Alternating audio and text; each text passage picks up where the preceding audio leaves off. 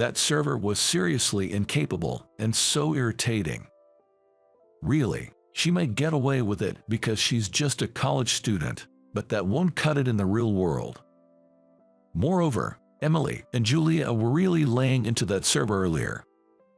The guys, including myself, were sending them these indescribable looks, but the two of them didn't seem to notice. I was appalled by Emily and Julia's behavior and looked away from them. Then, I turned my gaze towards the server. At least, the server managed to serve a margarita to a customer. However, the next moment, the server collapsed. I immediately rushed over to the server to check her pulse and perform a quick examination. I then asked another nearby server to call an ambulance. Henry and the others watched me in surprise as I did this. A little while later, the ambulance arrived and the server was taken away. As I sighed in relief, Lisa said to me, "Who are you exactly?" "My name is Michael.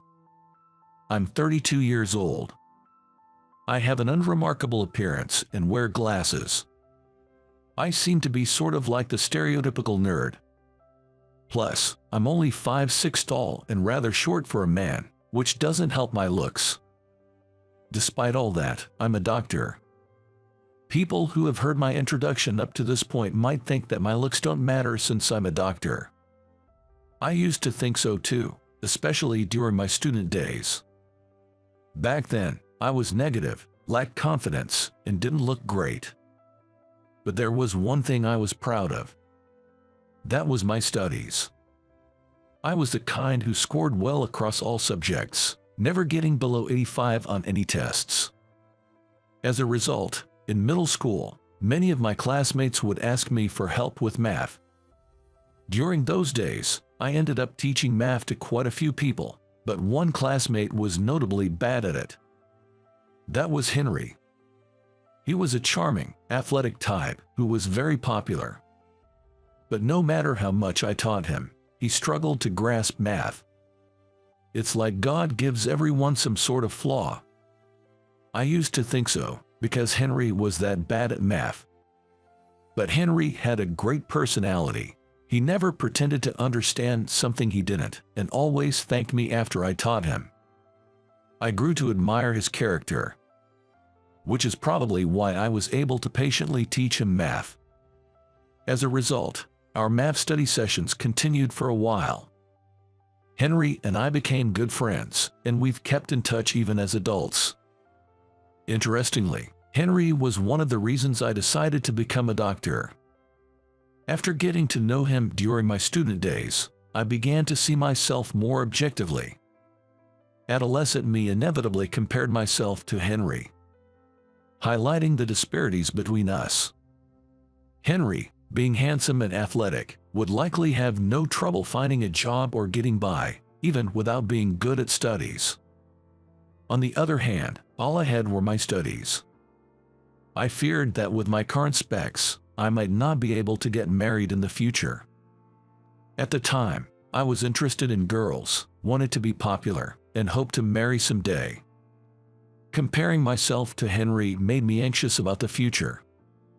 I realized I had to do something about it, and at that moment, I knew I wanted to get married in the future. It was probably too early to be thinking that far ahead, especially since I didn't even know who I wanted to marry. But for me, at that time, it was a serious concern.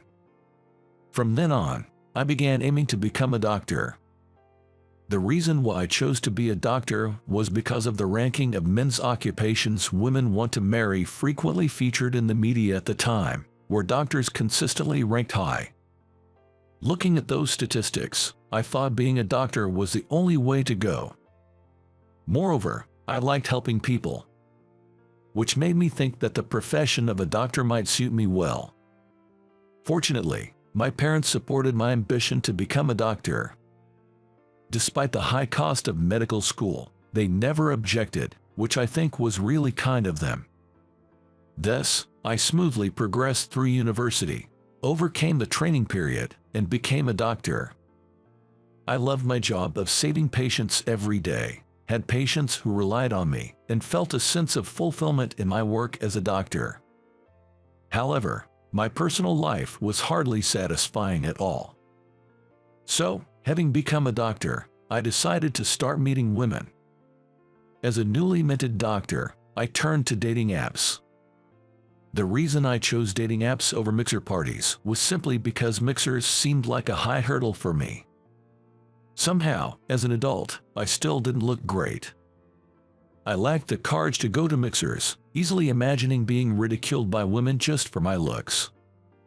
But dating apps seemed like an easy way to meet women, and I could chat with them before meeting, giving me an idea of what they were like. There were many benefits to using dating apps, making them suitable for a nervous in love like me.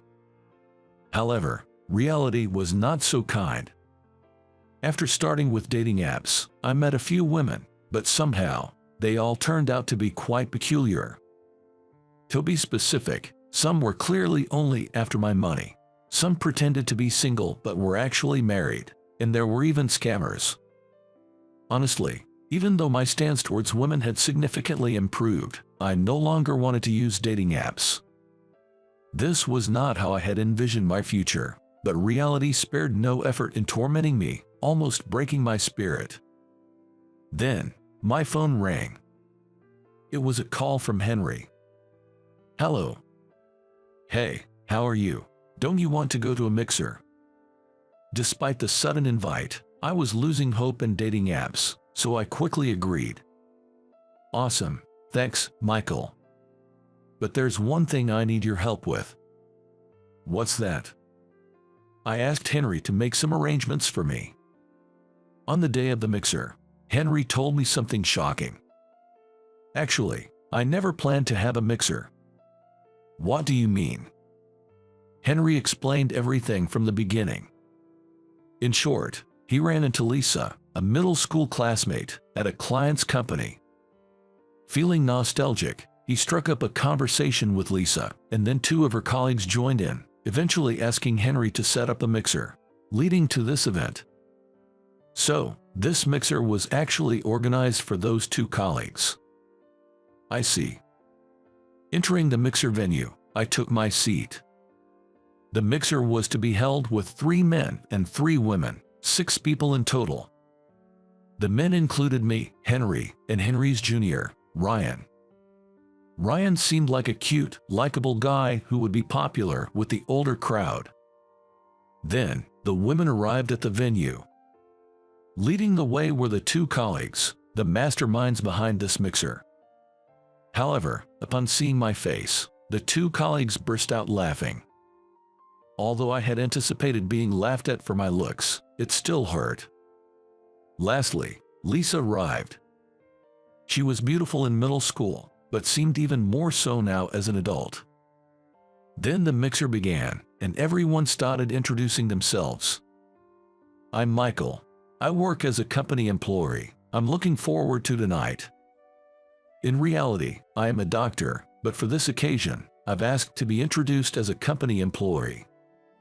The favor I asked of Henry was to present me as a company employee to the women and Henry's junior, Ryan, and to make sure this was communicated before the mixer. Of course, this plan worked perfectly, and no one realized that I am actually a doctor.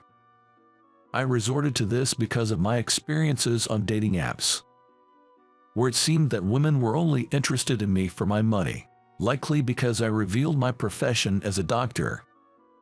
I didn't want to encounter women who were only after my money, which is why I requested this scheme. For the record, the company I supposedly work for is considered a small to medium enterprise, similar to Henry and Ryan's level. However, perhaps because of this, none of the women seemed particularly interested in my introduction. Especially the 2 rude colleagues, who wouldn't even make eye contact with me. From the moment they arrived, it seemed like Julia was interested in Ryan, and Emily was focused on Henry.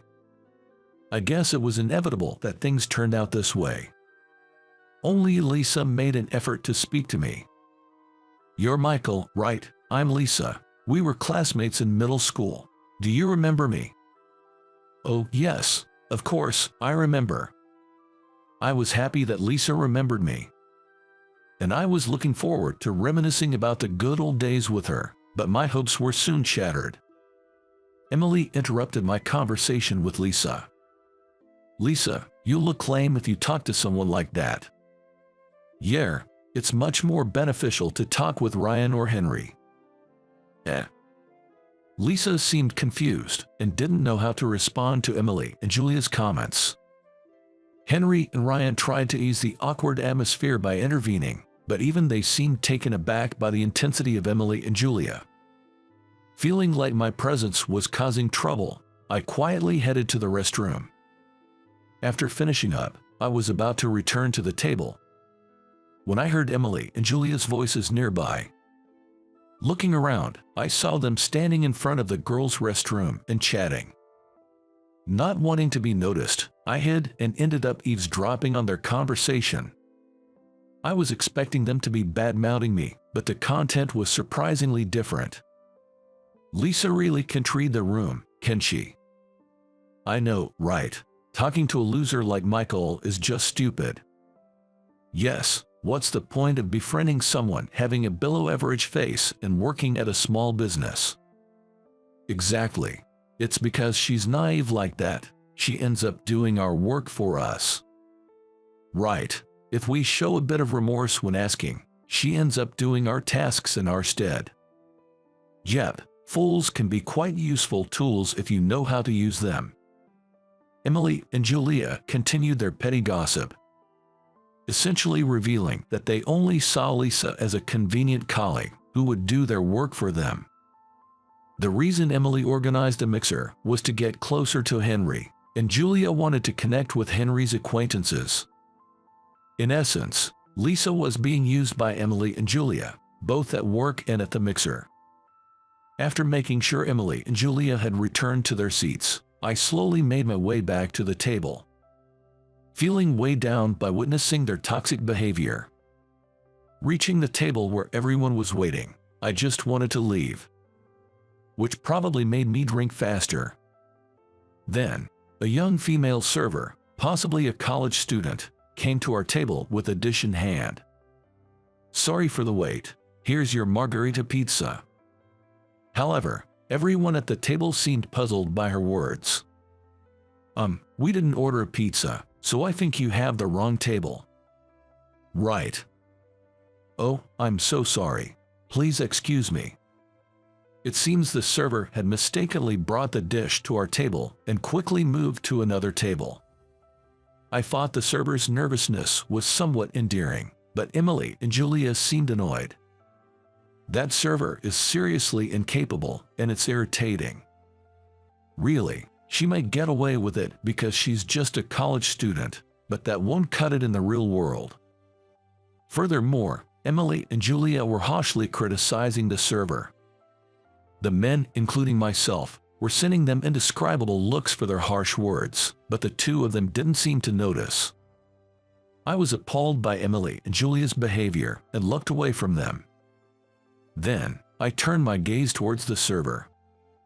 At least, the server managed to serve a margarita to a customer. However, the next moment, the server collapsed. I immediately rushed over to the server to check her pulse and perform a quick examination. I then asked another nearby server to call an ambulance. Henry and the others were staring at me in surprise. A little while later, the ambulance arrived, and the server was taken away. As I sighed in relief, Lisa said to me, "Who are you exactly?" Actually, I'm a doctor."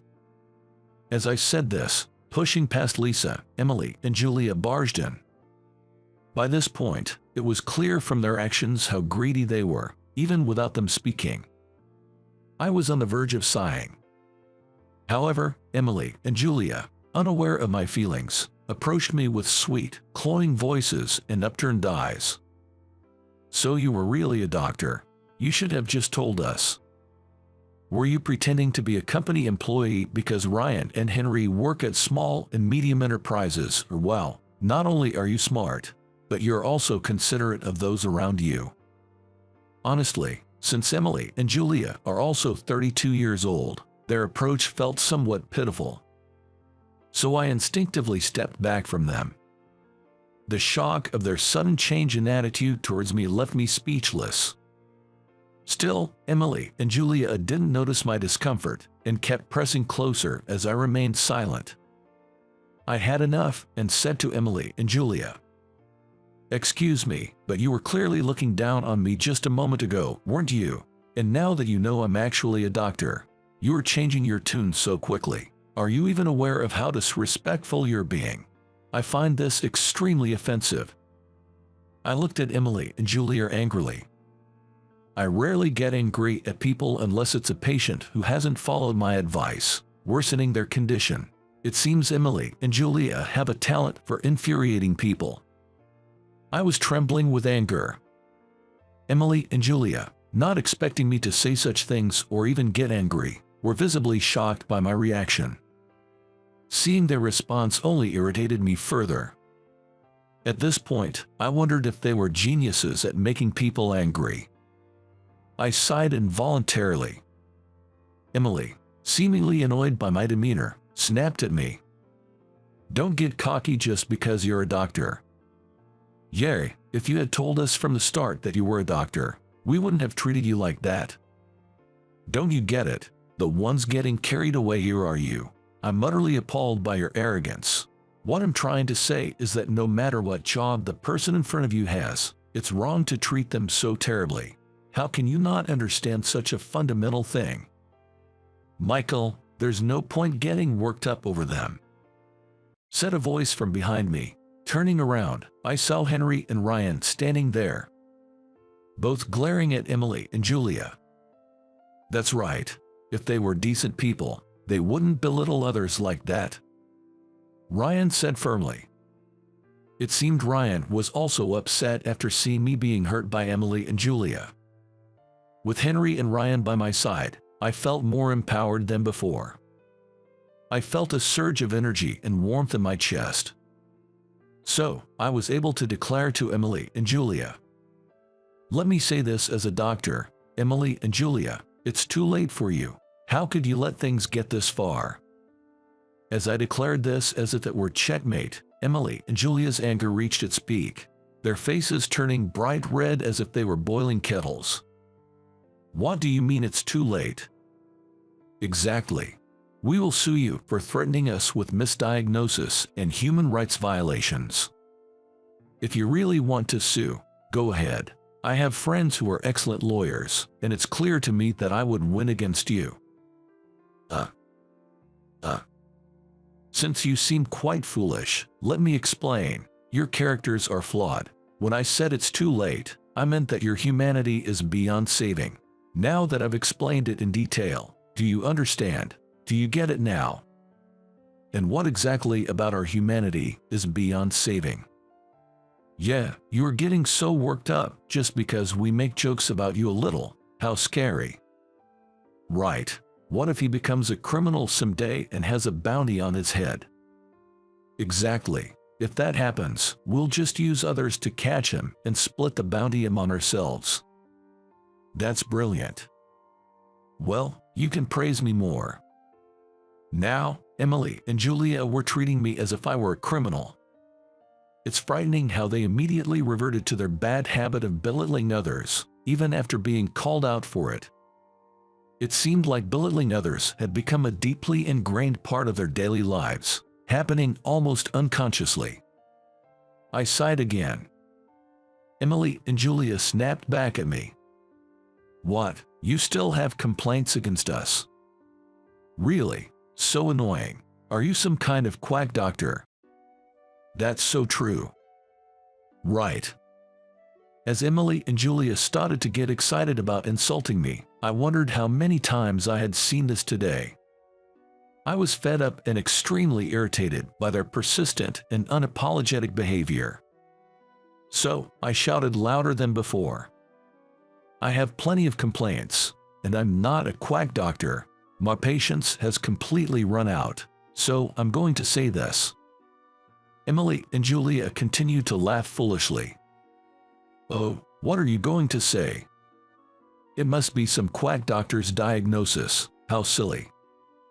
"Actually, I've heard you've been passing your work on to Lisa. What are you thinking? What?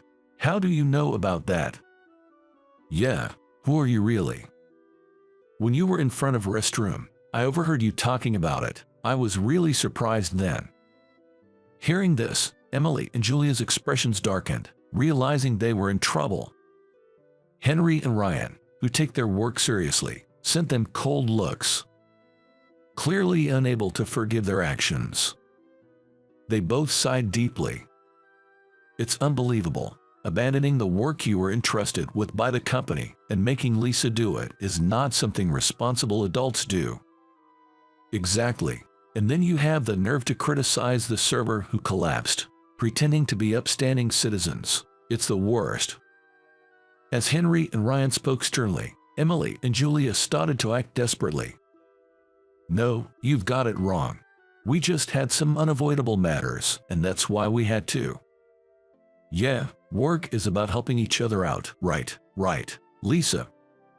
Julia, seizing the moment, appealed to Lisa, either seeking help from the current predicament or simply trying to deflect the blame, but Lisa's expression was complex. However, Lisa seemed to have made up her mind and said, "Both of you always left your work to me, saying you had matters to attend to, but I knew you were leaving work to me to go to mixers. I'm fully aware that you were using me, so don't underestimate me." Lisa's unexpected statement caused an uproar among everyone present. What? Why did you agree to do their work, knowing they were going to mixers? Yeah, why did you put yourself in such a convenient position for them? Henry and Ryan seemed to have many questions about Lisa's actions and mindset. Emily and Julia, having been exposed for dumping work on Lisa and attending mixers, were trembling with fear. I continued to watch over Lisa. Because I cared about Emily and Julia, that's why. Lisa, thank you. Lisa, you would never betray us. Emily and Julia approached Lisa, saying this. This scene felt familiar, but by now, I had pegged Emily and Julia as the type to cozy up to just about anyone. I wondered if Lisa would just be swayed by them and pretend to reconcile, observing the women, but then, Lisa made a surprising move. "Don't touch me," Lisa said, distancing herself from Emily and Julia, who were trying to get close. Emily and Julia, not expecting this from Lisa, yelled at her. "What do you mean, Lisa? Don't touch you. We were good colleagues, weren't we?" "Good colleagues. Don't make me laugh. I no longer trust you, and I don't want to be close to you anymore. Plus, I'll be a manager next month, so we're not the same anymore. Can you understand that?" "But you said we were important to you." "That's right. Because we were important, you took over our work even knowing we were going to mixers, right?" Learning that Lisa would become a manager next month, Emily and Julia seemed quite panicked. They probably feared that Lisa might expose their misdeeds as a manager, leading to their potential dismissal. They desperately wanted to keep Lisa on their side. But Lisa was unwavering. Still bringing up the past, "I began to despise you when I saw how terribly you treated Michael, and given your habit of belittling others, you probably looked down on me too, right?" "That's not true." "Yeah, no." Lisa, not trusting their words, turned to me. "Michael, they're lying, aren't they?" "Yes, Lisa. In front of restroom, Emily and Julia were indeed mocking you. They said you were a convenient tool who would do their work if they just asked with a bit of guilt because they had unavoidable matters." Hearing my confirmation, Lisa's face turned red with anger. "They also said you couldn't read the room for talking to someone like me." "I see. Thank you for telling me." Now it was clear that Emily and Julia were mocking Lisa. "I took over your work because you seemed to struggle with it, but mostly, I wanted to help you achieve your dream." "What dream was that?" Emily and Julia dreamed of becoming housewives. They talked about quitting their jobs and becoming housewives every day. So I really wanted to make that happen for them. That's why I didn't get mad when they secretly went to mixers and took over their work. I see. But there were no signs of them becoming housewives, and after seeing their behavior at today's mixer, I understood why they couldn't get married. I wish I could get back all the time and effort I spent on them. Lisa glared at Emily and Julia. They seemed at a loss for words or overwhelmed with guilt, hanging their heads. The atmosphere turned heavy, but Henry and Ryan began to chuckle, lightening the mood. What's so funny? In this era where dual-income households are the norm, they wanting to be housewives is a bit unrealistic. It's quite childish for adults their age not to understand that. Right. If they were serious about finding marriage partners, they should have gone to a marriage agency instead of mixers. Their poor time management just shows how incapable they are at work. Henry and Ryan's harsh words seemed to bring Emily and Julia to tears. Do you understand now why I said you were beyond help? With my final words, the two nodded silently. Later, Emily and Julia were fired from the company. It wasn't just because they had lied about having unavoidable matters and dumped their work on Lisa. The real reason was their inability to kick their bad habits. Even though they stopped dumping work on Lisa, they began burdening their juniors with it. They couldn't forget the sweetness of having others do their work. Despite being warned, they continued to attend mixers in search of marriage partners. Just like Lisa, their juniors were temporarily exploited by them.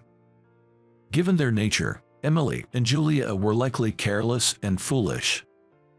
This is because they were spotted by several colleagues entering a dining establishment with a mixed gender group, which could only have been a mixer. Upon receiving such damning information about Emily and Julia's misconduct, a dismayed Lisa consulted with the higher-ups, leading to their dismissal. At this point, it was purely a case of reaping what they sowed, so no one offered them words of comfort. As for me, I was able to exchange contact information with Lisa during that mixer, and we still email each other. Our emails mainly consist of encouraging each other to keep up the good work. Lisa successfully became a manager and seems to be busier with work. But I believe she'll manage just fine given her resilience. Having someone to discuss work with was a refreshing and delightful experience for me, as I'd never had such an opportunity before. Working in society may seem like a constant battle with others, but in reality, it's a longer struggle with oneself. Having someone by my side to offer support and encouragement during these solitary days makes me feel like I can achieve more. This has made me realize that perseverance and earnest can lead to rewarding outcomes. My name is Tyler. I'm just an average senior at a regular university, with an ordinary face and physique. I'm the type who might be glanced over in a yearbook with a "was this person even here?" On top of that, I'm a bit introverted. I do have social life, as a normal college student should. However, I have neither close friends nor a romantic partner. It's not so much that I don't have them, but rather, I don't see the point in having them. To me, having a best friend or a girlfriend feels like out of norm. I live alone in a one-bedroom apartment in New York, with visitors being rare, perhaps only door-to-door salespeople. While some might see this as lonely, I have no complaints about this low-stimulation life. I believed that these tranquil days were my identity. There's a reason I became this way. I'm influenced by my parents and my brother, who is 3 years older. My brother, Alex, was the epitome of perfection. Academically excellent, athletically gifted, and popular. He was flawless. With such a brother, it was inevitable for our parents to compare us. I was constantly reminded, "You're just average and such an ordinary child." There was a time when I thought, maybe I'm like the ugly duckling, and someday I'll become amazing like my brother. But cruelly, that never happened. And so, the ordinary me was born. Alex, on the other hand, graduated from a well-known university, which is naturally the most difficult to get into, and now works as a researcher at a pharmaceutical company. He's the definition of an elite. And according to him, he has a promising future. Have you had dinner? No, not yet, but I was thinking of grabbing something soon. Then let's eat together. I'm about to leave the office. It's okay, you must be tired, bro. What? Just come along. All right, fine. After hanging up, I let out a heavy sigh. This is the worst. Alex contacts me from time to time, but is not out of concern for his younger brother. Although I've described Alex as a perfect superhuman, in reality, he has one flaw. He has a foul mouth. Moreover, it's directed only at me. He adopts a condescending attitude only towards me. Growing up, I was constantly compared to him by our parents, with comments like, "Your brother is amazing. Such a difference from the ordinary Tyler." It seems I've been ingrained in Alex's mind as someone he can look down upon. I checked the time. Guess I should get going. The sighs wouldn't stop. I took only my wallet and phone and headed to Alex's place. Alex also lives alone, in a place within walking distance from my apartment. Unlike my 20-year-old student apartment, Alex lives in a spacious and clean designer condo. I used my duplicate key to enter. And as usual, I began preparing dinner. The reason why he invites me over for dinner is to have me prepare the meal. And he always comes home just as everything is ready. "Hey, Mr. Average, what's for dinner tonight?" As Alex says this, he makes his usual "I've worked hard as an elite professional today" face and heads to the dining table as he should. Honestly, I didn't want to have anything to do with him. Every time I interact with Alex, I feel like my self-confidence is being mercilessly chipped away.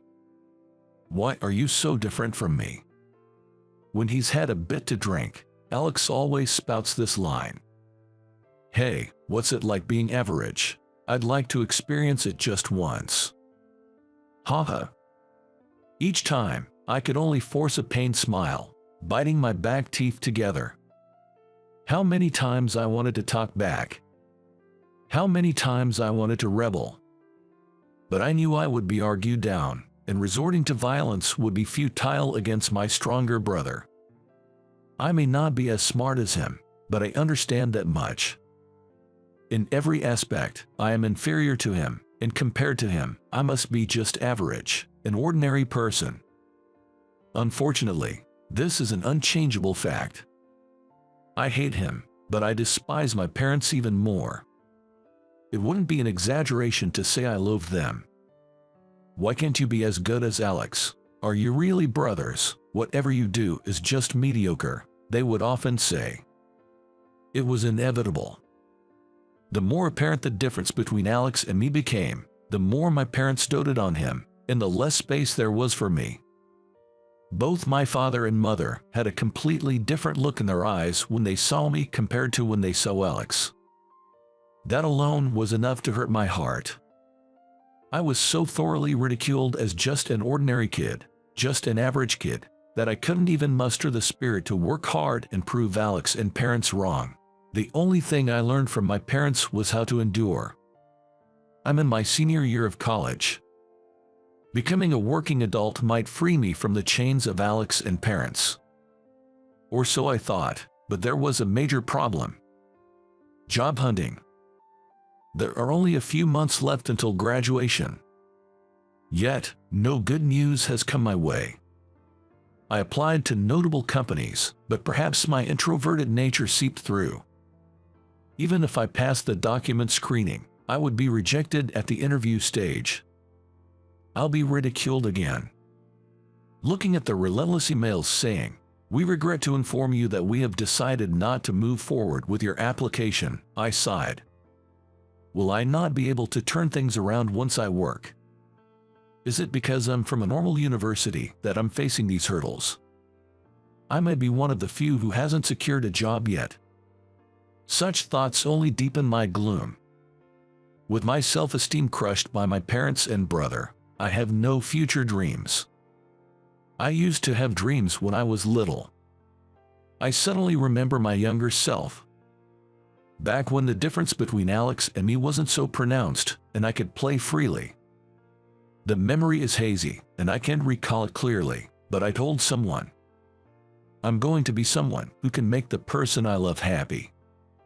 I, still a child, boldly declared something so presumptuous. Probably inspired by something I saw on TV. I remember feeling embarrassed about saying something so cringeworthy. That energy from back then is something I no longer have. I gaze up at the ceiling. The confines of this small room reflect my current state of mind.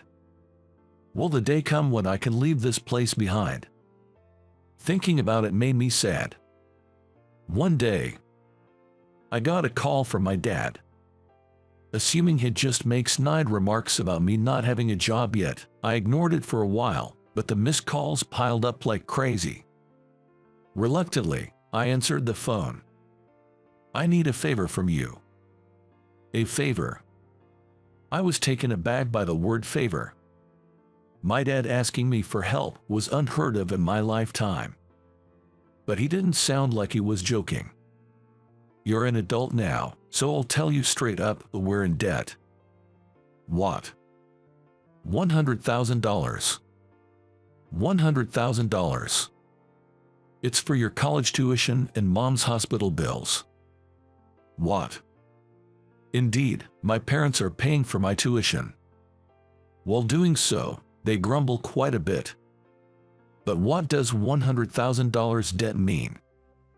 My dad had a steady job, and I don't recall any talk of financial troubles when I lived at home. If anything, we lived quite comfortably.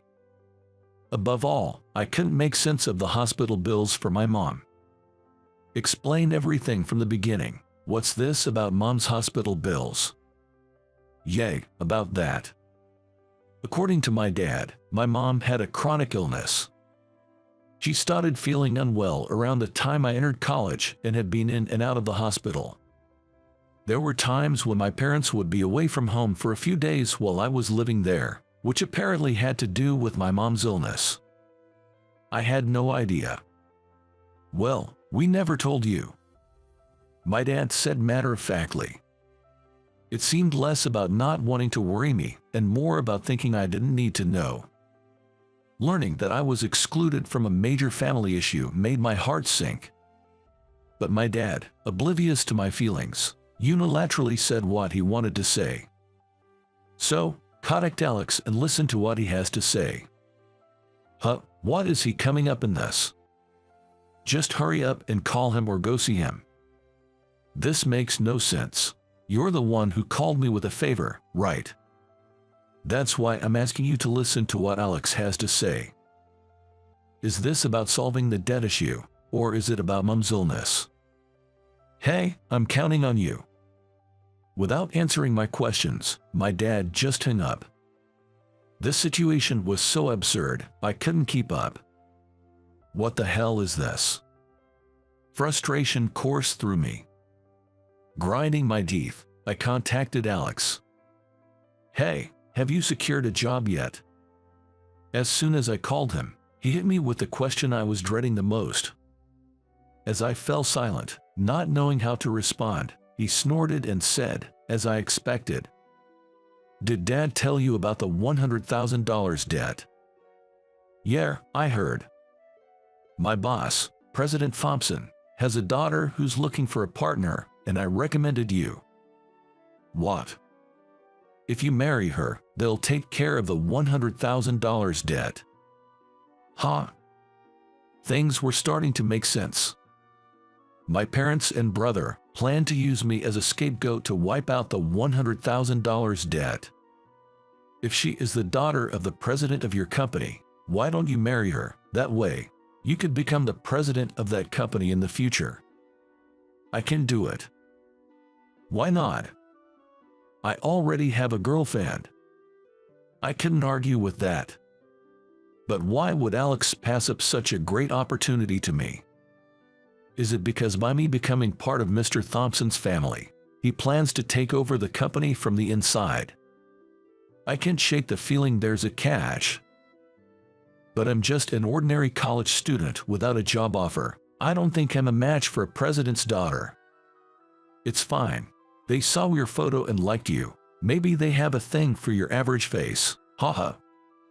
I could hear Alex's mocking laughter. On top of taking care of the $100,000 debt, there's a marriage proposal with the president's daughter. And all this for me, an ordinary guy even without a job offer. There's definitely something going on. I had a gut feeling. I should clearly refuse it. Just as I was about to voice my thoughts. As if he had seen it coming, Alex said in a strong tone, "You understand, right? Don't embarrass me. Here's a perfect chance for you, Mr. Ordinary and Average, to repay our parents. Try to be useful for once." It seems my opinion was never considered from the start. The call had already ended. A sudden $100,000 debt and a marriage proposal with a president's daughter. My mind was about to explode. Had my parents and brother made such plans behind my back? What do they think of my future? Utterly distasteful. Yet, part of me thought, maybe this is an opportunity. If I could owe my parents and brother, I might gain the upper hand in the future. Though I hated to play into their hands, I decided to accept the marriage proposal.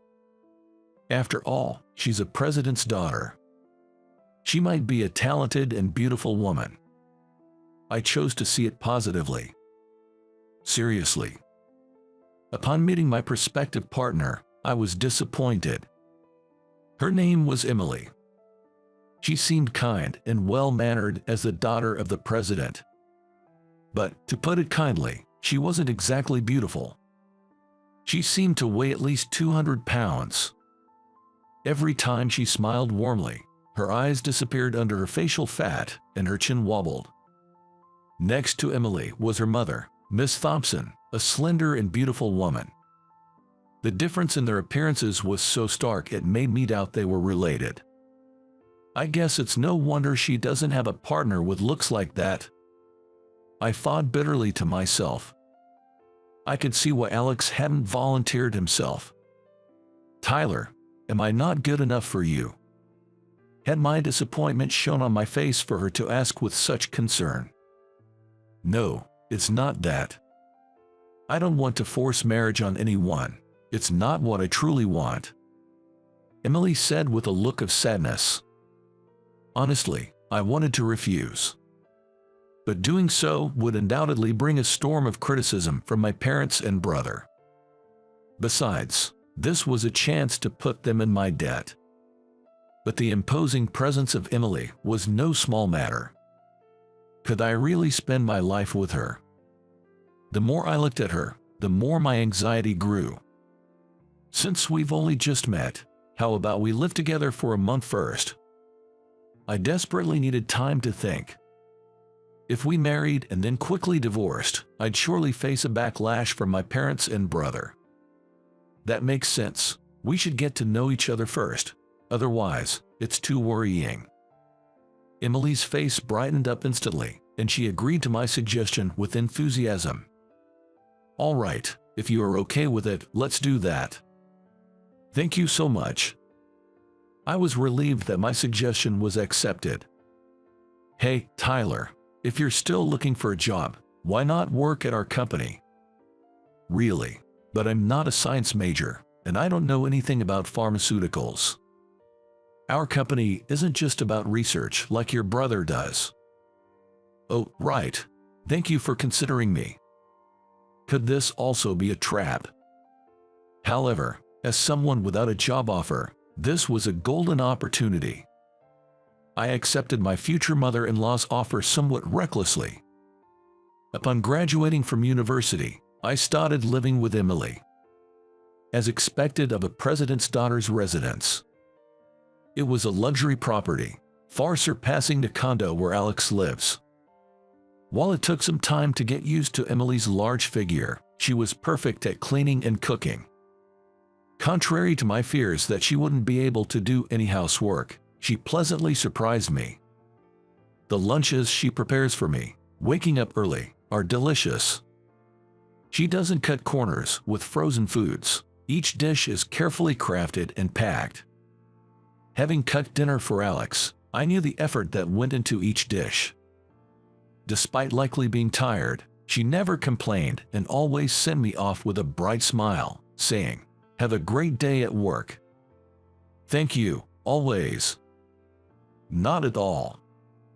Above all, Emily was cheerful. Her presence is comforting.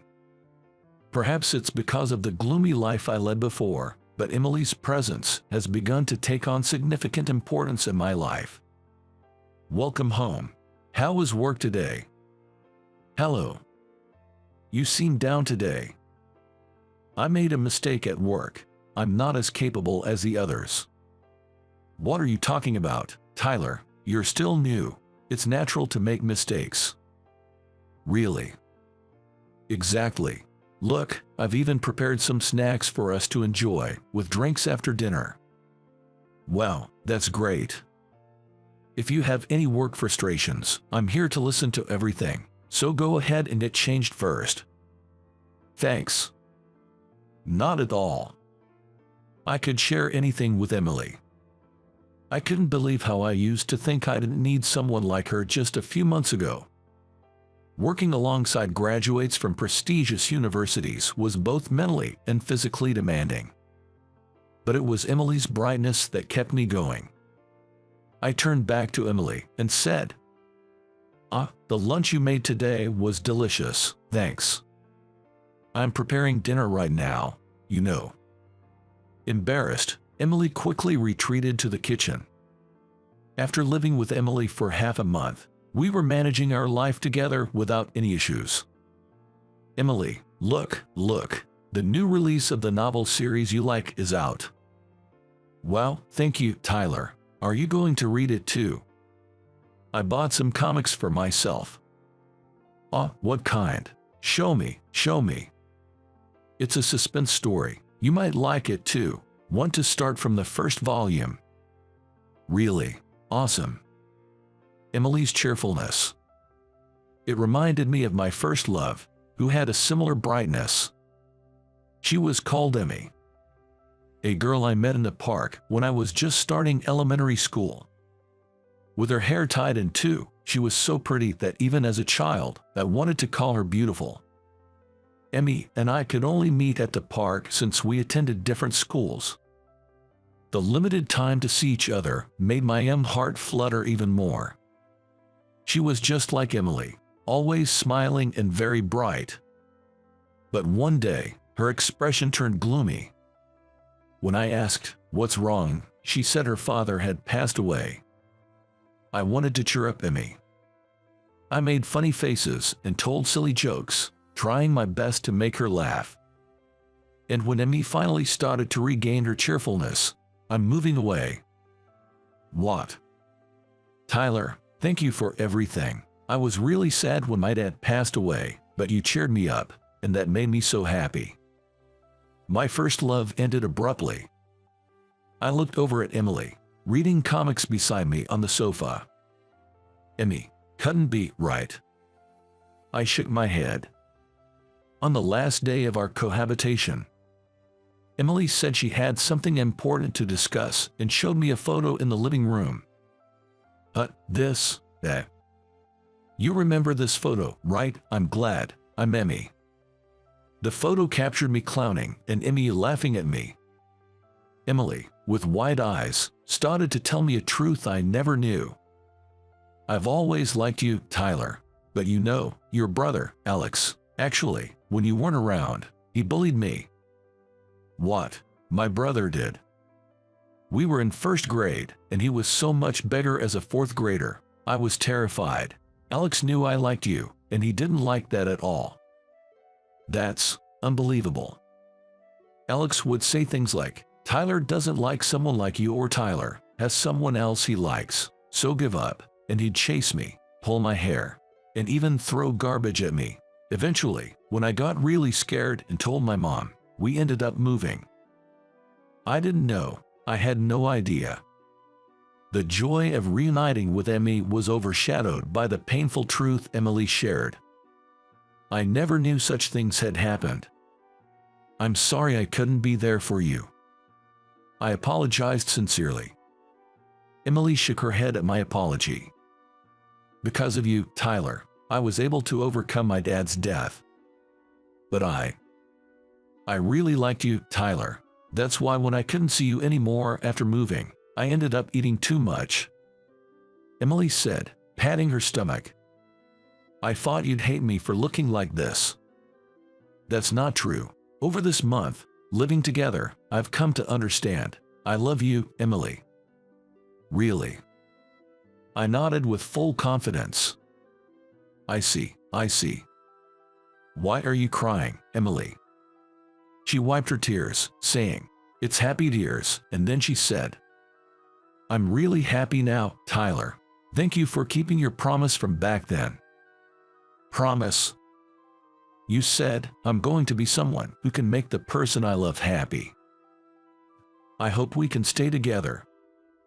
I straightened up and looked her in the eyes, declaring, I'm going to make you even happier, Emily.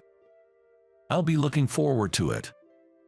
Emily smiled, truly happy. The wedding proceeded without a hitch, except for one thing. My brother, Alex.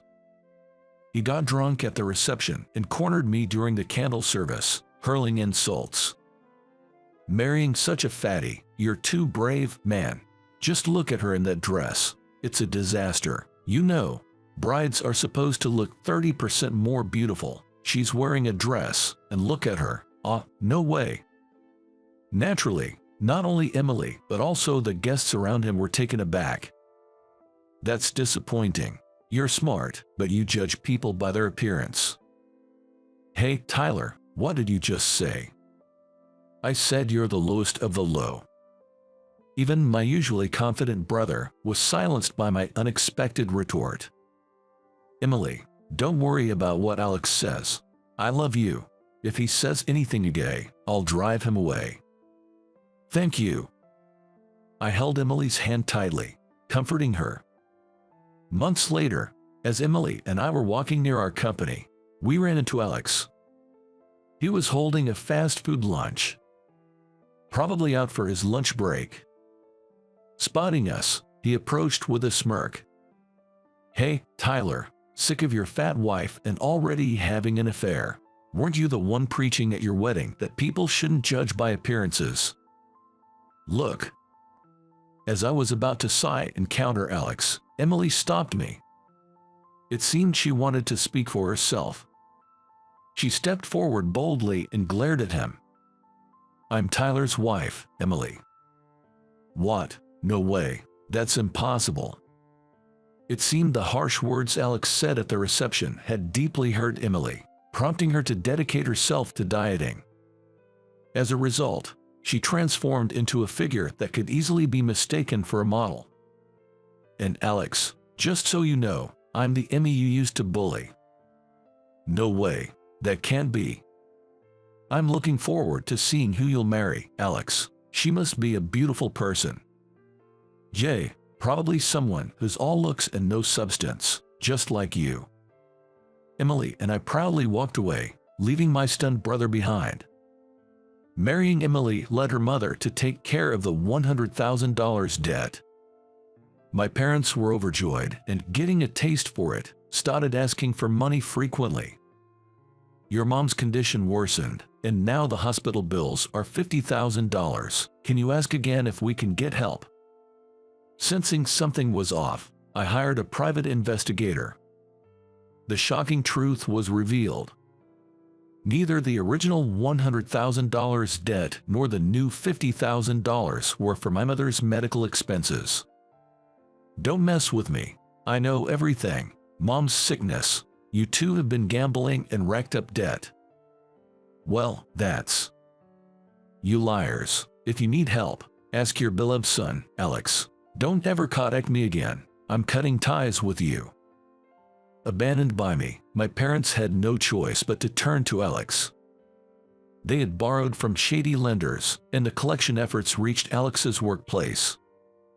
As a result, Alex found it difficult to stay at the company and resigned. He left, harboring resentment towards me. I don't know, nor do I want to know, what became of my parents and brother. Meanwhile, my earnest work ethic, despite my ordinary intellect, was recognized, and Emily's mother even suggested I might one day take over the company. Have a good day, here's your lunch. Thanks, I'll do my best. Though Emily's appearance changed dramatically, her bright and kind nature remained the same. My life is fulfilled both at work and home, and I am living very happily. I'm only a high school grad, so this is all I can do. Cleaning bathrooms is a respectable job too, she said with a smile, but there were faint tears in her eyes. It's absurd to say that because she's a high school graduate, she should clean toilets.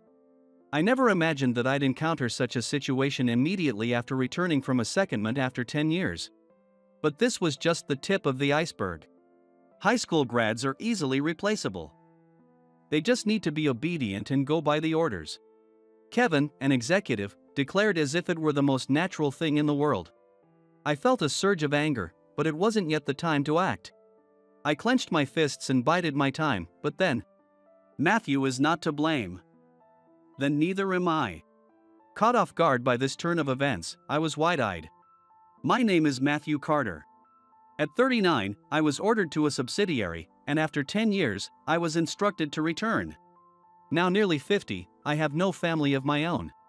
My mother has already passed away from illness, and my grandparents died 2 years ago. My father exists, but he probably doesn't recognize me. I grew up in a slightly unusual environment. 10 years ago, my secondment to the subsidiary was more about removing an inconvenience than providing an honorable assignment.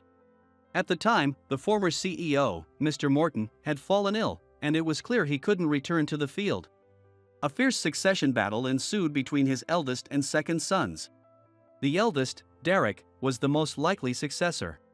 Not only because of his title as the eldest but also because of his work ethic and character, no one seemed a better fit than him. He treated everyone equally and made fair decisions. That was the kind of man Derek was. I was favored by him, and from my point of view, Derek was more suitable to be CEO than the frivolous younger brother. Yet somehow, the presidency went to the younger brother, Keith. I promise I'll be back soon. Hang in there until then. With those words, Derek suddenly disappeared. We who were left felt anxious. Because unlike Derek, Keith was arrogant and excelled at looking down on people. Whenever he opened his mouth, it was about educational background or pedigree, completely disregarding actual competence. After Derek left, as the new CEO, Keith did something outrageous. Anyone who sided with my brother might threaten my position. Everyone who has been against me must leave the main office. To strengthen his faction, he started ordering unreasonable relocations and secondments to get rid of those who were loyal to Derek. Being favored by Derek, I too was included in that list. Officially, it was a dispatch for staff training at a subsidiary, but in reality, it was probably in order to get rid of those who were Derek's side. But then, after 10 years, I was suddenly instructed to return.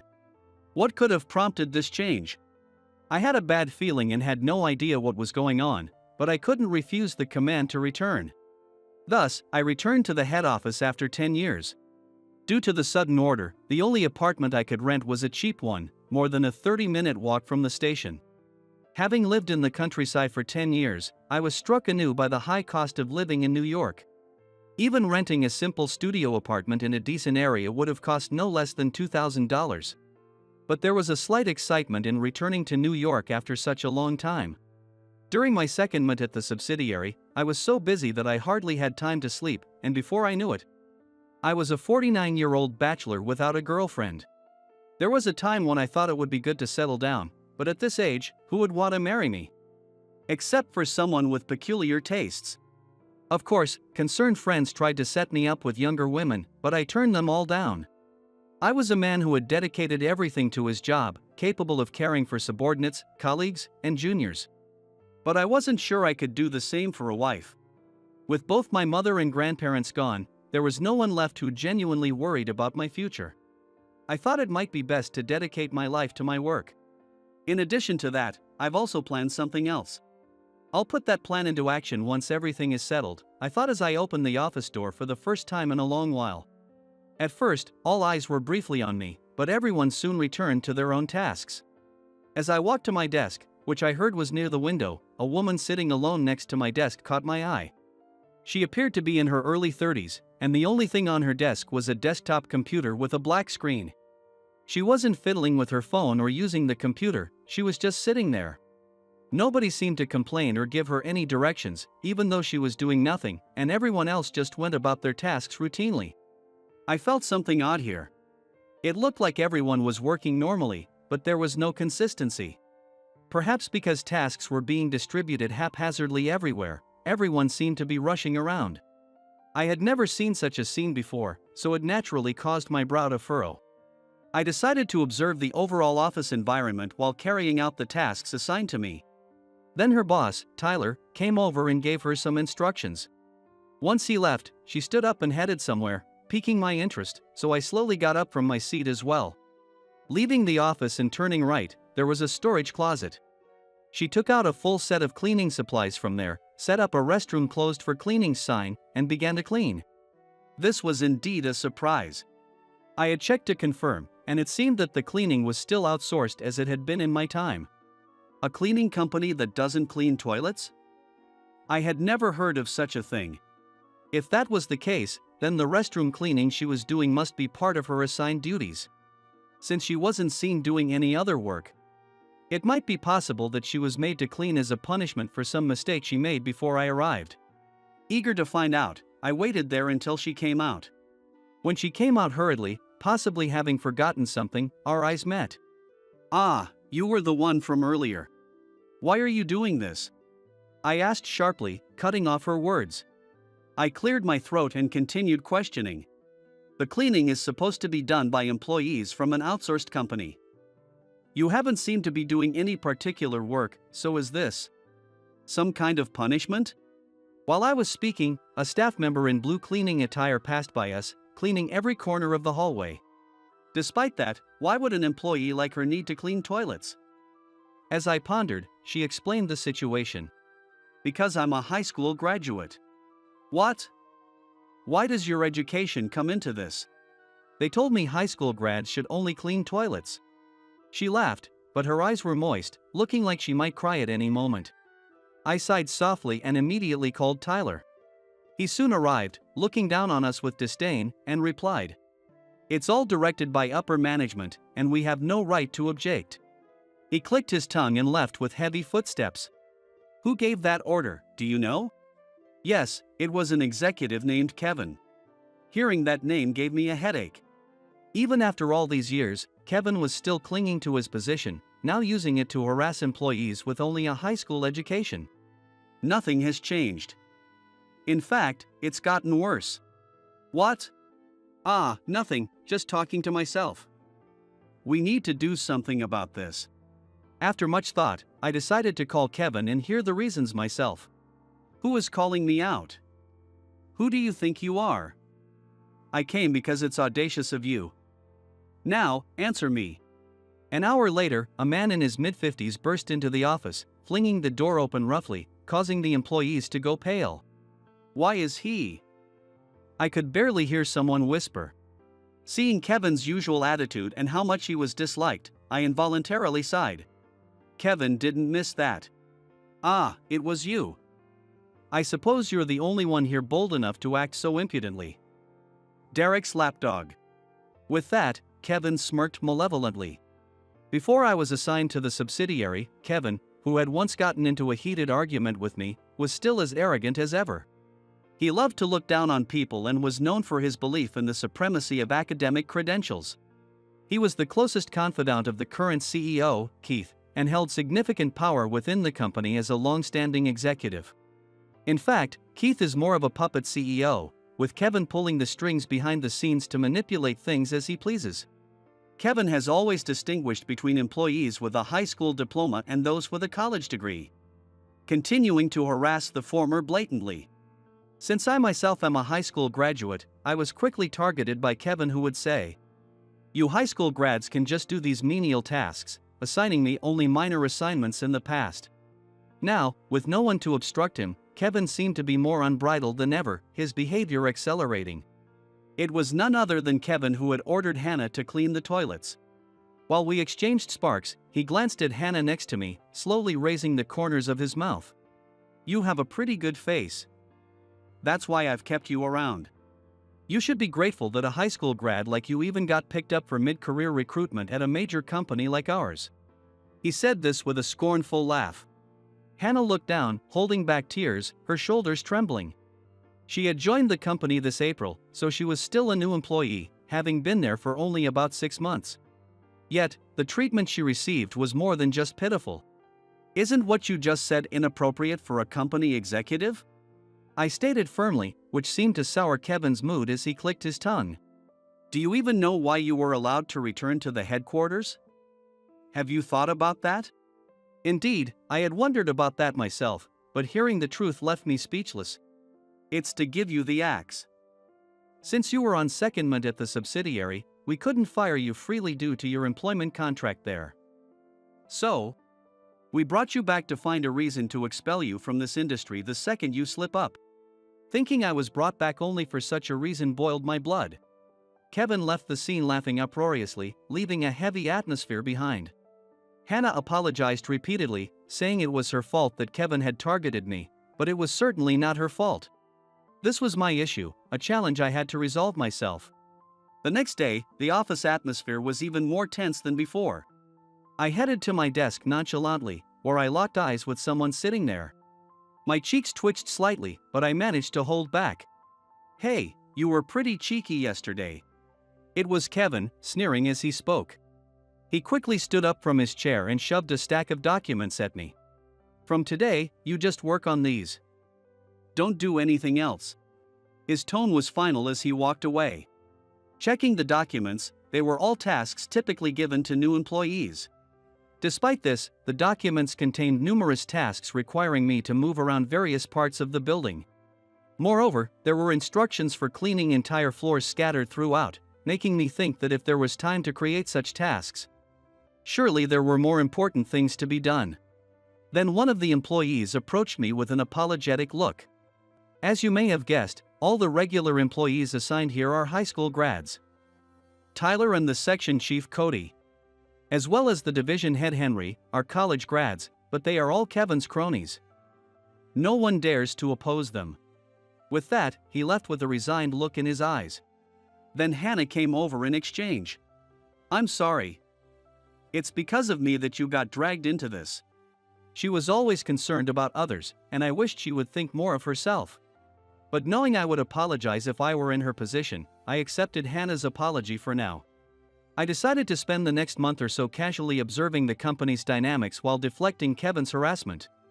As expected, the office was dominated by college grads, and high school employees were treated like disposable pawns or relegated to menial tasks. That's why they hire a certain number of high school grads every year. I heard it wasn't such a terrible company back in the day. It even makes lunch taste bad. Even during lunch breaks, high school grads had to endure feeling marginalized.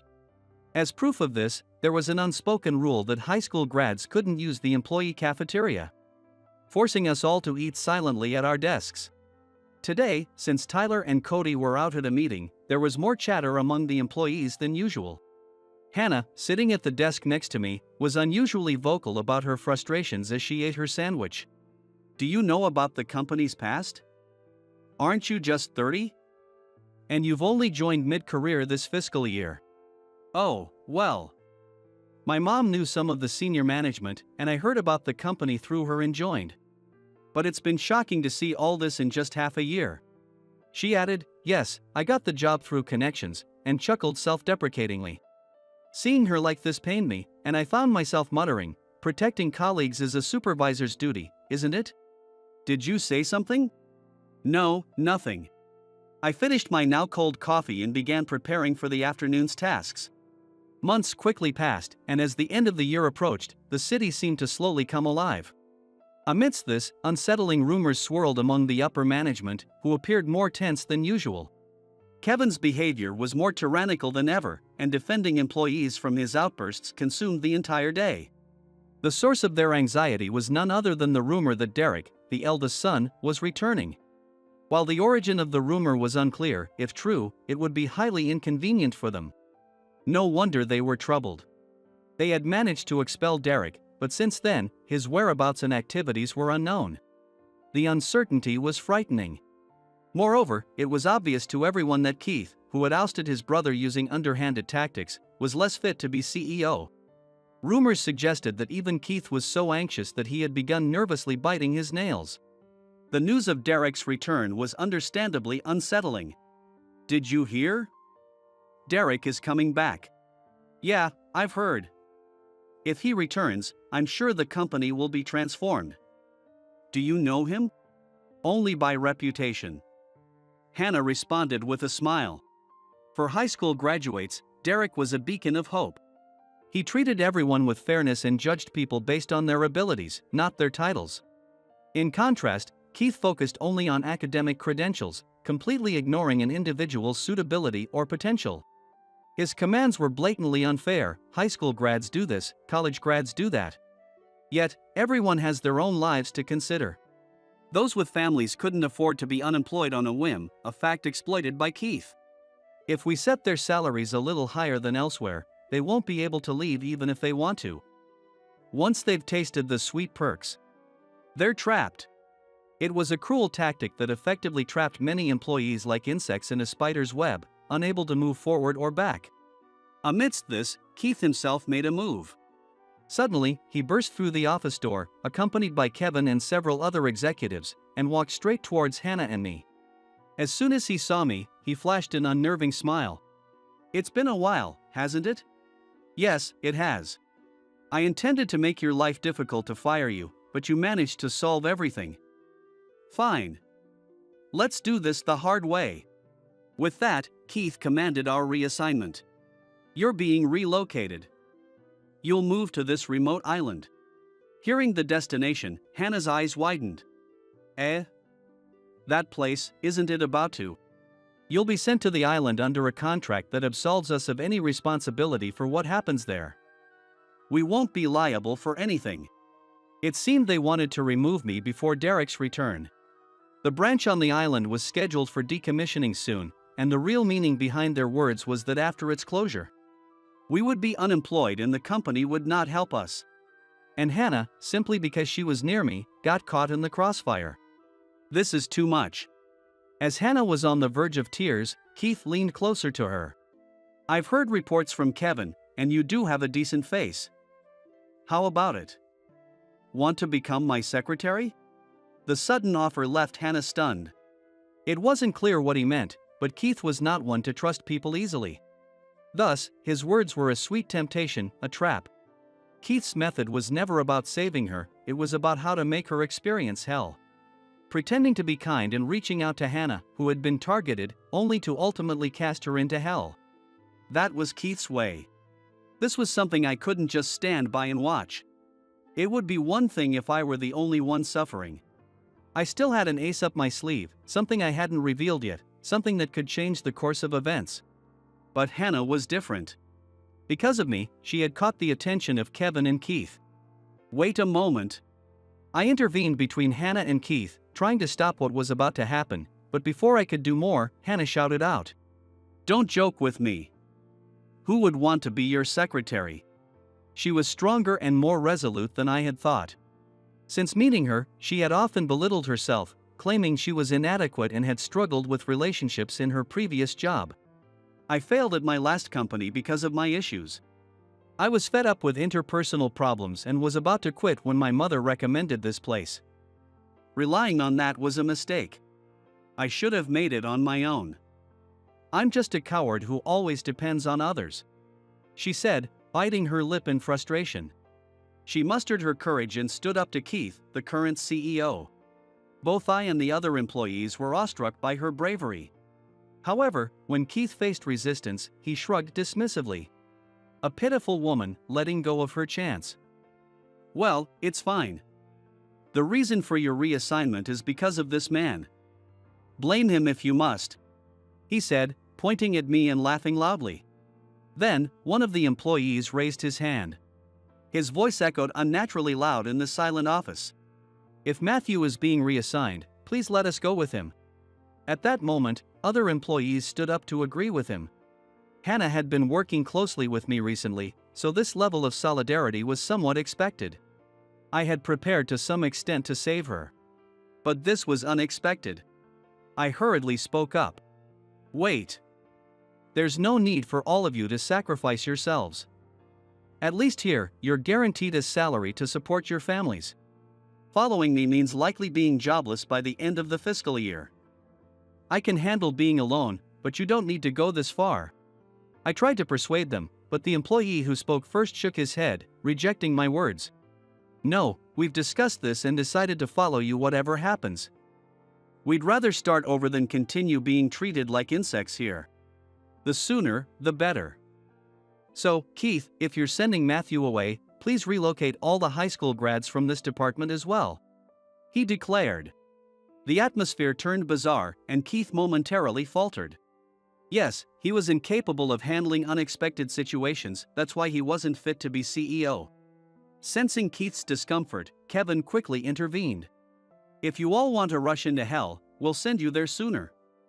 After all, there are plenty of replacements for high school grads, he said. Hannah stepped forward. A company that treats people this way will eventually destroy itself. What did you say? How dare a high school grad speak to me like that? It was at this moment that I finally realized. A dry smile escaped me. I thought it's better to minimize sacrifices, which is why I didn't say anything earlier, but this, troublesome colleagues, I said, drawing all eyes toward me. I took a deep breath and then spoke. Leave the rest to me. As I moved to shield her with my back. After making eye contact with a surprised Hannah, I glared fiercely at Keith. Suddenly flustered, Keith began to shout, spitting as he spoke. What's with that look? How dare a high school grad like you glare at me? As he backed away yelling, I sighed and said, Keith, how long do you plan to linger around? You used despicable means to expel your brother and even deceived your father to build your fortress. Well, that man wasn't fit to be the CEO of the company anyway. How long do you intend to keep this up? At my words, not only Hannah and the employees but also Keith and the other executives looked utterly baffled. It was time. Thinking this, I handed Keith a document. What is this? This contains everything about me and my mother's family tree. Even someone like you, who's always hiding behind Kevin, should be able to understand what this means. Keith, infuriated by my insolence but intrigued by the document, silently read through it. The next moment, his hands trembled and the paper fell to the floor. Kevin picked it up with a puzzled look and read it, suddenly exclaiming in shock. What does this mean? You were the former CEO's second son. Pointing at me, Kevin asked with a trembling voice.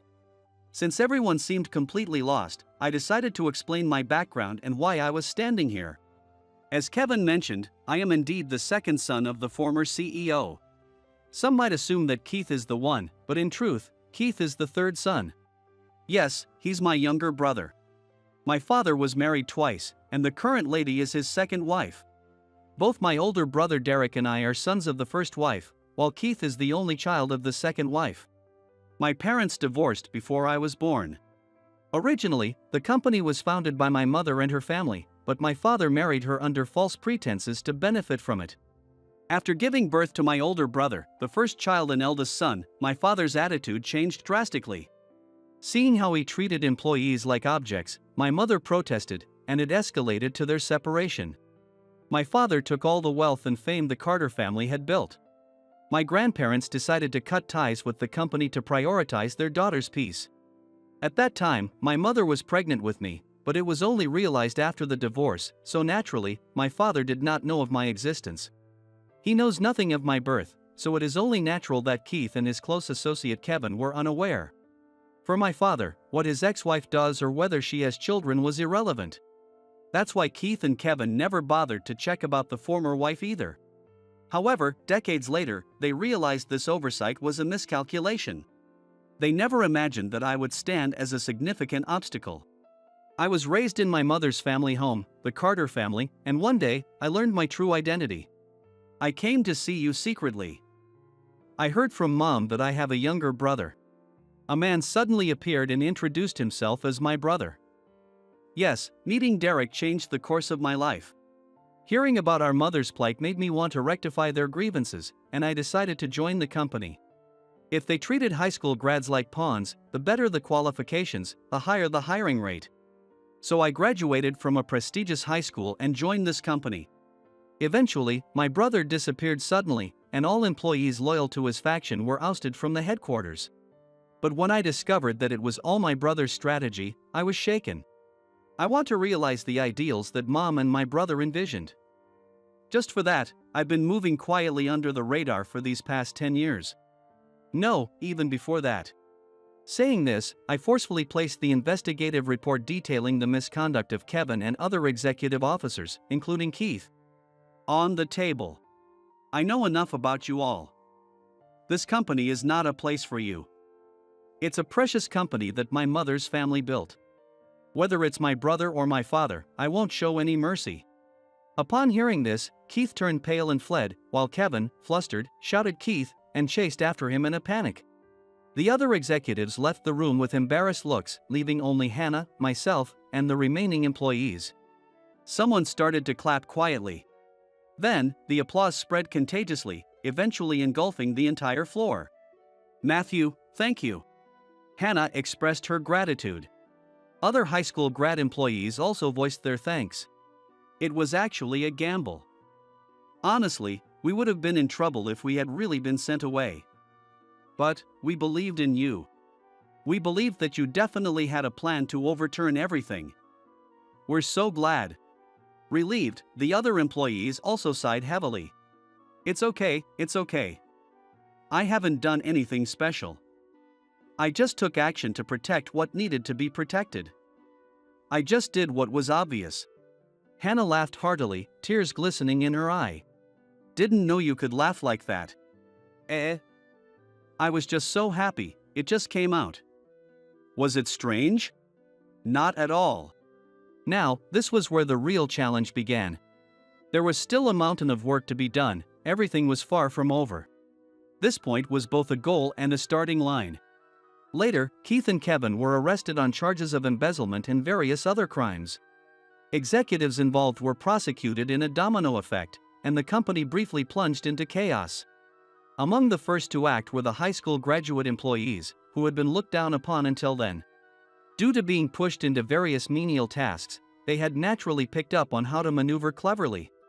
It was Hannah and other high school graduates who unified the company, which had become a leaderless mob. The college graduates, ashamed of their past conduct, cooperated to prevent the company from falling further. They managed to hold on until a new leader was decided. Of course, my brother Derek became the top executive. You've all done well. Thank you, I appreciate it. Leave the rest to me. After that, my brother quickly reorganized the entire company and managed to turn things around. Despite the embezzlement scandal, numerous companies wanted to do business with us, and we avoided going into the red. All this was thanks to the efforts my brother had made over the past decade. At the same time, I decided to leave the company. Aren't you going to stay in the limelight?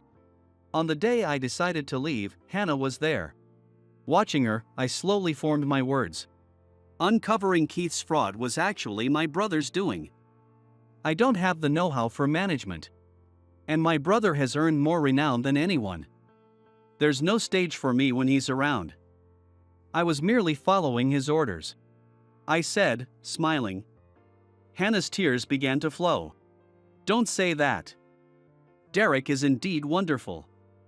He has the sense and charisma of a CEO. And the atmosphere in the company improved quickly after his return. But the one who truly saved us was undoubtedly you, Matthew. Hearing this, I had no words to return, merely lifting the corners of my mouth slightly. My brother excelled. That was a given. He had once lost the succession battle, pretending to step down, while quietly gathering allies in companies sympathetic to him underground.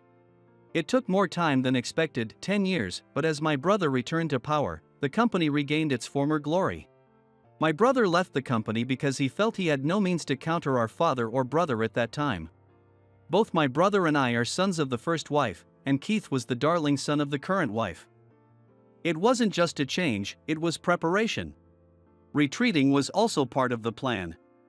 Well, my brother is incredible. I plan to take a break from society and travel the world. As I turned to leave, Hannah suddenly hugged me tightly. I'll be waiting. I'll always wait for your return. I couldn't fully understand the meaning of her words. But I understood there were people and a place waiting for me. It might be about a year? Yes, I understand. But would you allow me to wait? How could I refuse such a request? Cherish your encounters. Don't worry about me for now. Understanding my words, Hannah slowly nodded and responded. After a while, I found myself on a small Pacific island. Reading a charmingly written letter in cute, round script while basking in the sea breeze. Instead of modern emails or messages, I opted for old-fashioned correspondence during my travels, making the prospect of returning to the US all the more exciting. You shouldn't bother going to a matchmaking party you're not excited about, especially when it's just to make up the numbers. I knew that, but somehow I ended up attending that day. It felt like fate played a prank on me with the meeting that awaited. I'm Alex, 28 years old. I have a bit of an unusual job. Even though I have an unusual job, it's not that I'm bad with people or that I dislike them. I have a fair number of friends, and girlfriends are always around. It seems I'm less attached than others. I've never had a long-term relationship. Probably, there's something wrong with me. I usually don't think too deeply about it, just shrug it off with an "oh well" again. Because of this, I'm often teased by female friends as being cold. That day, I was a bit irritated as work wasn't going as planned. My work clothes were dirtier than usual, a sign that my frustration was out of the ordinary. At that moment, I got a call from an old college friend, Jason. Alex, can you come to a matchmaking party? Someone who was supposed to come got sick, and we're short on people. Jason said it in his usual light tone. He has been known as a matchmaking party pro since our college days. He's got a wide network and is guaranteed to organize a successful event. Since college, he has been responsible for many marriages through his parties. With my hands dirty, I turned my phone on speaker, sat down on the workbench, and lit a cigarette. This is sudden as always. It looks like I don't even have time to change. I exhaled a thin stream of smoke along with my words. Watching the elegant swirl of smoke in the air, I thought it looked beautiful. The place is near your workshop. Just come as you are, he said. The place he mentioned is a slightly upscale French bistro. I visit it often because it's so close. I'm well acquainted with the owner there, so showing up in work clothes is nothing unusual. No problem at all. I'm in if you pay for it. I heard his clicking tongue through the speaker in response to my reply. You're not broke, just always looking to take advantage. His reply, half joking as always. Nothing has changed since our college days. He indicated that the matchmaking party would start in 15 minutes. I told him I'd be a bit late and hung up. To shift my mood, I snuffed out my cigarette in an empty beer can and re-evaluated the day's work on my workbench. Not satisfied with anything. With a swing of my fist, I violently crushed the day's work. After confirming it had lost its original form, I sighed deeply. Another day wasted. My profession, a sculptor. That's my title. The crushed piece was now just a lump of clay. Not a slump. I reassured myself as I left the studio. The matchmaking party would be a nice change of pace. I was fed up with myself, wishing, somewhere in the depths of my heart, that it were so. I wondered if I should at least change my clothes, even if it was just to make up the numbers. But I decided to head to the restaurant where the party was to be held in my work clothes. Jason mentioned that he had gathered mostly secretaries for the event. I was curious to see how they'd react to my attire. When I arrived, everyone was already there, and Jason informed me they had just finished toasting. The other male attendees were in suits, fresh from work. Some even wore lawyer badges. Apparently, he had gathered a well-paid crowd today. "Sorry, I'm late." I briefly apologized and took a seat in an empty seat. From behind the open kitchen counter, the chef who owned this restaurant saw me and lightly raised his hand to greet me. I nodded back subtly. "This is my college friend, Alex.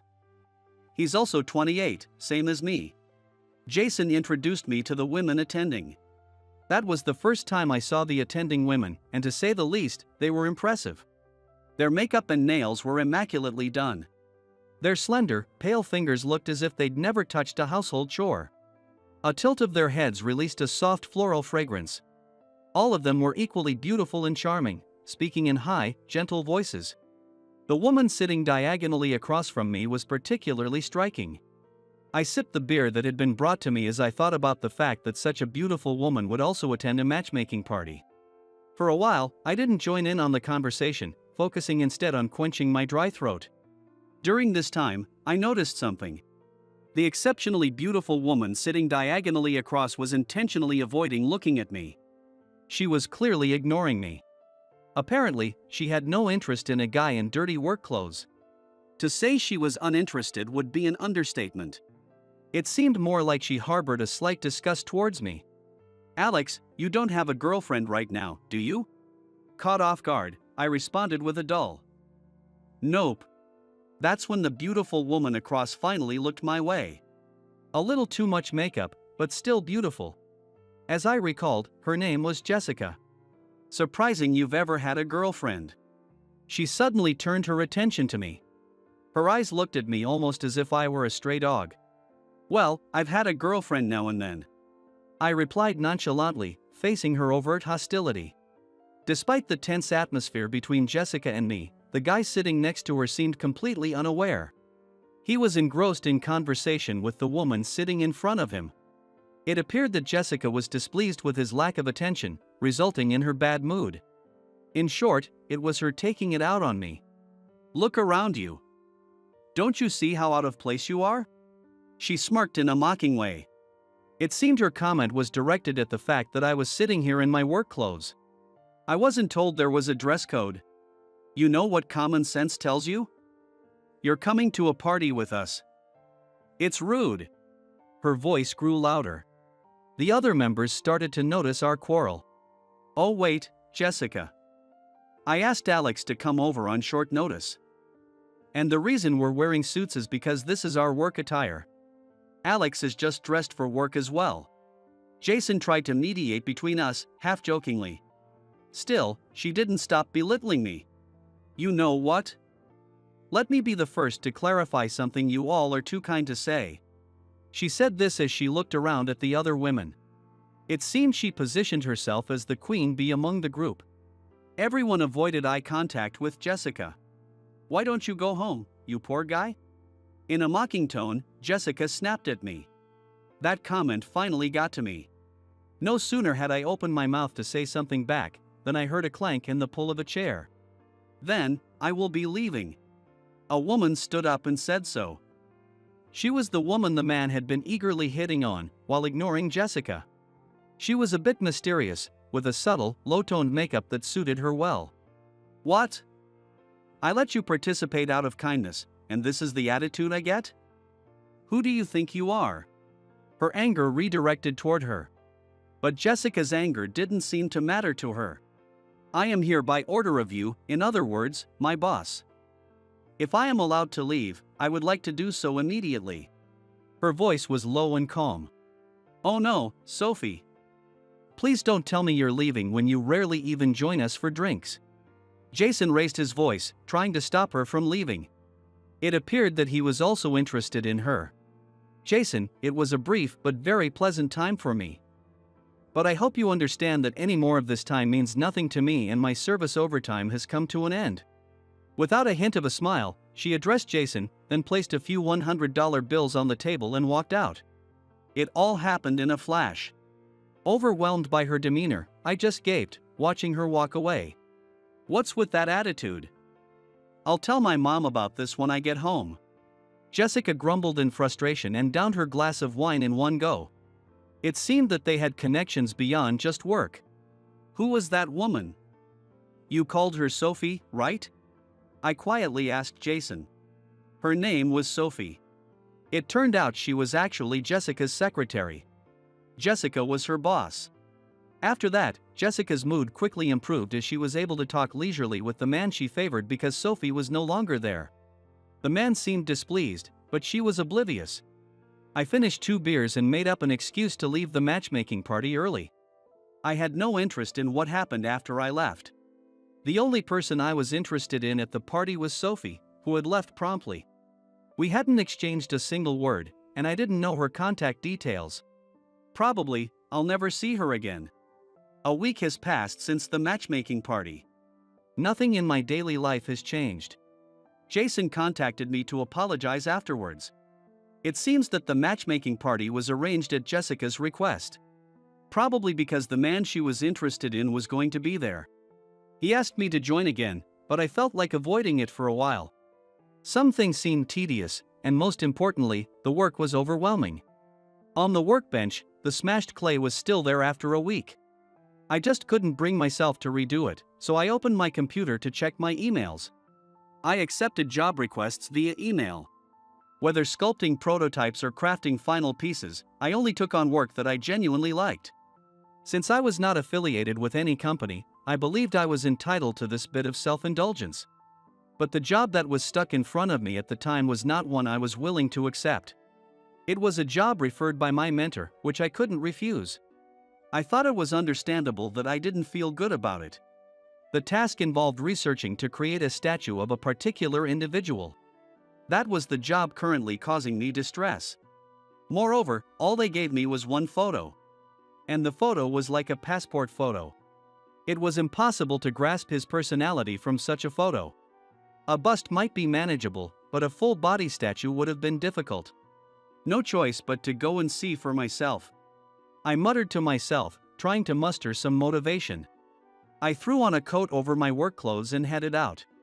My destination was a private museum. It's a museum owned by an entrepreneur who has collected various artworks. The statue of Charles Harrison, the founder of this museum. My job was to create his statue. To understand his personality, I visited the museum he founded. The museum was located deep within a forest that was artificially constructed. The museum, with its white walls and large windows, was striking. During a weekday afternoon, the place was quiet, with few visitors. The exhibits, divided between paintings and sculptures, were breathtakingly serene and beautiful. His taste in art clearly was refined. I had heard he was a demanding person, but I felt that shouldn't be the sole focus of the statue. It was against my principles to create something that only cut out a part of a multifaceted human being.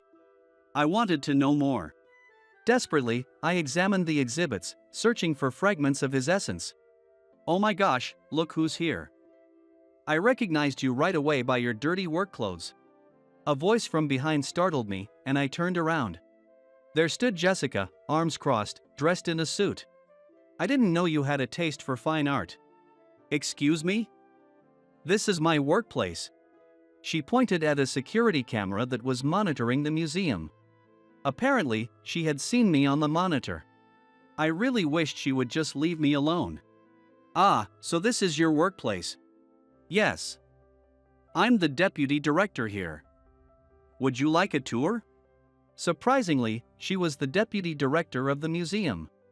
A name badge around her neck bore her name and title. No thank you. I'd prefer to look around quietly. I turned my back to her, focusing on the artworks. Behind me, she clicked her heels in irritation. Jessica, the chief curator, Fred, is waiting for your approval. That low and calm voice reached my ears. I instinctively turned around. There stood Sophie. She was wearing a long, tight skirt suit and a thin silver necklace. Her modest makeup was the same as at the matchmaking party. She greeted me. Alex, I apologize for not properly introducing myself the other day. She said so and apologized. Wait, what's going on? What's this guy to you? Jessica suddenly started to panic at Sophie's demeanor. Jessica, this is Alex, the sculptor we've commissioned for the museum's statue. What? No way! Jessica exclaimed in surprise. I felt a bit embarrassed being introduced so formally. In reality, he's not the kind of person who would normally accept such a sudden request from our museum. Please show him the proper respect. As a representative of our institution. Sophie spoke calmly yet sternly, reprimanding Jessica with her gaze.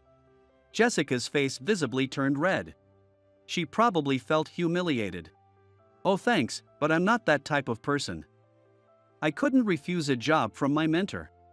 I tried to respond cheerfully. However, unable to bear the embarrassment, Jessica glared at Sophie, then turned on her heel and fled from the exhibition room. She's still so childish, it's troubling. Sophie sighed softly as she watched Jessica leave. You mentioned you were her secretary, right? Yes, I work here as a secretary for both the director, Miranda, and the deputy director, Jessica. She then handed me her business card. She began to explain the reason she had commissioned the statue from me. Sophie mentioned that she had been deeply impressed by my solo exhibition. I was captivated by your solo exhibition at the gallery 2 years ago. I really wanted you to create the statue of Charles Harrison, our founder. I was somewhat embarrassed by her passionate words, which were different from those at the matchmaking party. She had heard from my mentor about the progress of the statue, and guessed that I would show up at the museum soon. Alex, I anticipated that you would want to learn more about Charles. Her prediction was spot on. I was a little frustrated and embarrassed knowing that she had read my actions. Please, let me introduce you to more about Charles. She smiled warmly at me. Who could resist such a smile? I sincerely responded, I'd appreciate that, thank you. I had assumed she would guide me inside the museum, but instead, she quickly led me outside. She then took me straight to the museum's backyard. This was his favorite spot. It was a small space surrounded by quiet groves. Only one modest bench was placed. I became certain that he was a person who loved tranquility in nature. She explained that he always read here. People at the top are lonely. He was no exception. The one who kept him company was. She gently handed me a photograph. At Charles's feet, a large dog lay sprawled. This dog had wandered into the forest as a stray. Sophie told me that raising a stray dog born into the wild was more difficult than we could have imagined.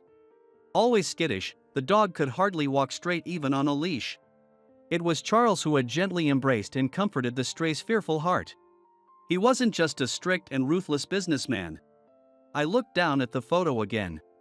Both the dog at his feet and Charles himself had calm expressions. This is a very peaceful place. I shared my genuine impression, and she nodded happily. Miranda and Jessica probably want a grand and stern statue of Charles, but I don't think such a statue fits this museum. She reiterated why she had chosen me for this task. I decided to meet Sophie's expectations as she stared straight at me. I braced myself. Something clicked in my mind. Thank you. I feel like I've had a breakthrough. I needed to get back to my studio before the image in my mind faded.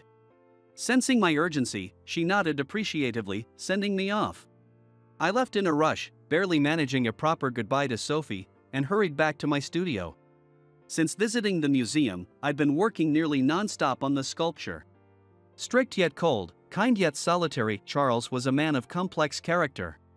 I focused intently on capturing the true essence of the elusive Charles. Again and again, I layered and smashed the clay, constantly experimenting.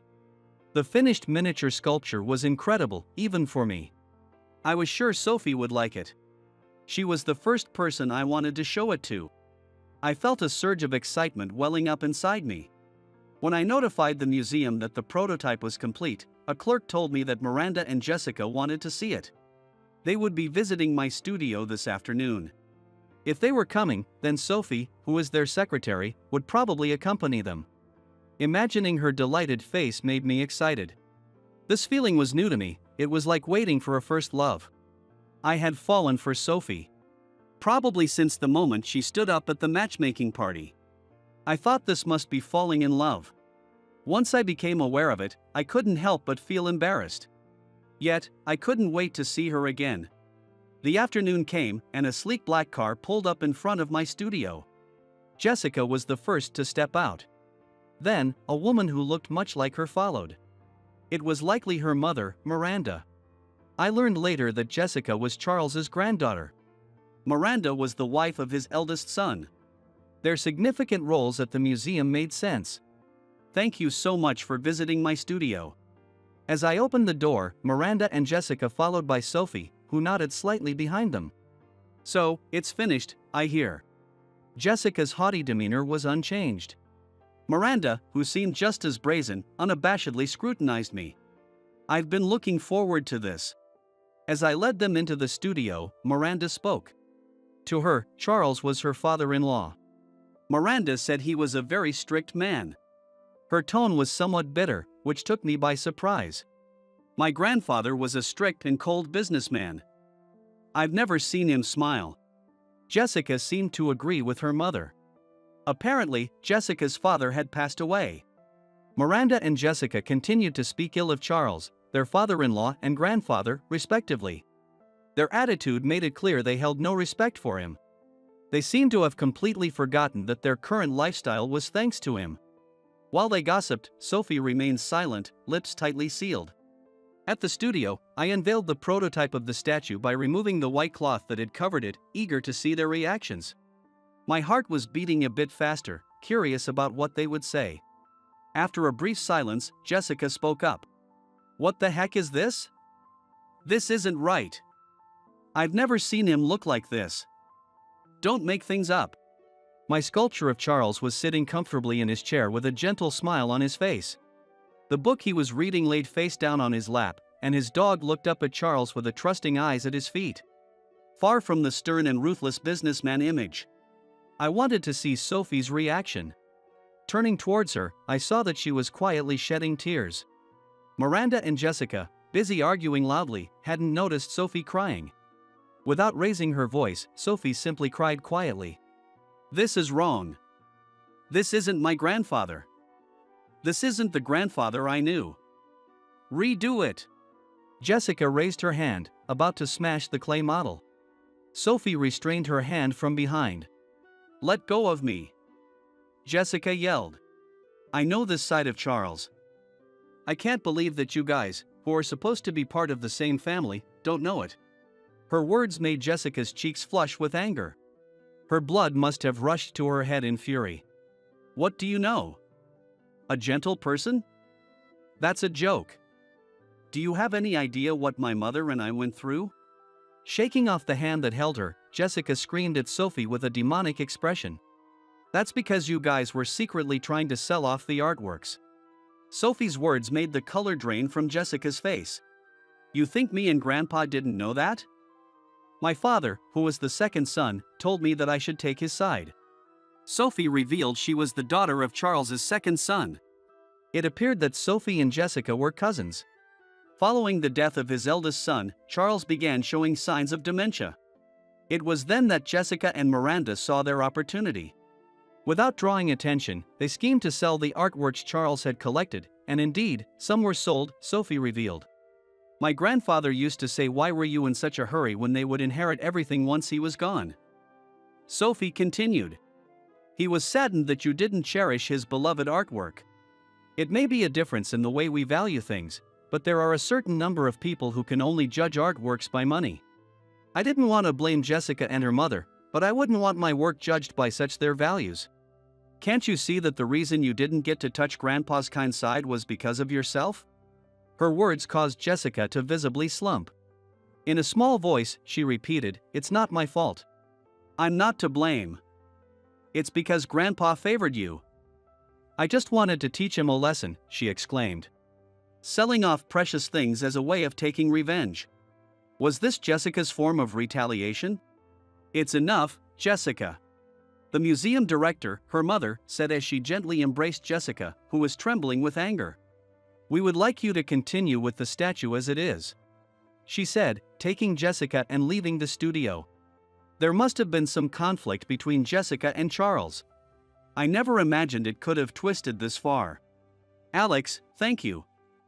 I never imagined Grandfather could be revived in such a wonderful way, Sophie expressed her gratitude. You wanted Jessica to know this side of him, didn't you? I asked, noticing her surprise. Sophie relaxed, chuckled, and whispered, you caught me. Sophie then explained that, unlike her, Jessica had been raised strictly as the eldest daughter of a legitimate family. Probably, Jessica had misunderstood Charles's affection.